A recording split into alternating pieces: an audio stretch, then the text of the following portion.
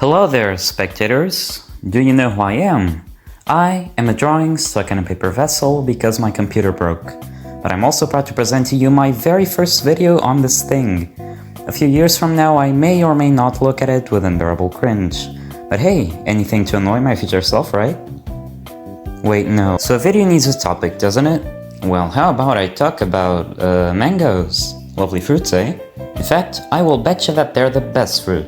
The fresh, complex, hard-to-describe flavor, the appetizing texture, the insane levels of juiciness, all the way to a fragrance that soothes my deepest sorrows and soon replaces them with an insatiable need for more mangoes. Fun fact, as a dumb little kid, I cannot stand them, like, at all. I hated this fruit from the bottom of my heart, and to this day I have no idea why. It really could have been the flavor, or taste does evolve with age after all, but to me personally it seems a teeny tiny bit unlikely. So if that's off the table, what could it be? What could possibly be the source of this oh so unsolvable mystery of why I didn't like the best fruit ever? Whenever somebody asked me why I disliked mango so much, my half-reliable kid brain always pointed to a hazy memory of a previous, much older time, like Bronze Age level antique in the span of my life, when I allegedly tried a mango once in our old house. Again, I can't quite remember why, but I took a piece and I just didn't like it. Now the thing is, I don't have a good memory for details, and when I can't remember something, I guess I just involuntarily fill in the gaps with information that seems to fit, kinda like most people. However, as the kid that I was, and still a bit new to this whole Earth thing, for some reason the mango was the size of a melon or whatever. Oh. And despite me swearing for my life that it happened exactly like this, that I ate at 4 years old what I now assume to be just a retextured melon, it never actually happened. At all. I was just betrayed by my brain. Now, I will give you a moment to guess what tangent I'm going to turn to. Come on, don't be shy. If you fail catastrophically, I'll just think it's funny and forget about it. Got it now? Good.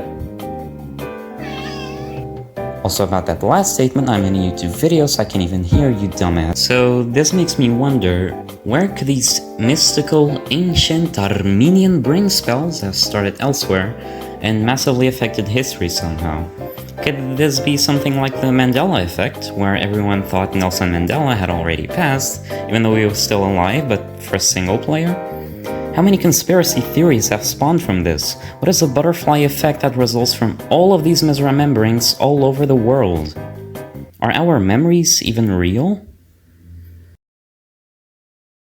And now is the point where you might think I didn't take my meds, but I get existential crises for fun, so really this is nothing new. How do we know that the past actually ever existed as we remember it? Imagine that we do live in a simulation or whatever, and the world just got loaded into existence right now.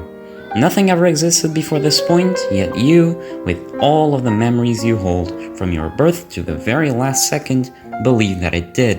And so does everyone else. Pretty weird, right? And the worst, or best part, depending on your outlook, is that it's impossible to know where that point in time is, and where the line where things actually happened begins. Every passing second fades into doubt as time passes, and you can do nothing but to just trust yourself. To be fair, one could argue that this doesn't matter, and I mean, yeah, that's fair. But it's something to think about, I guess.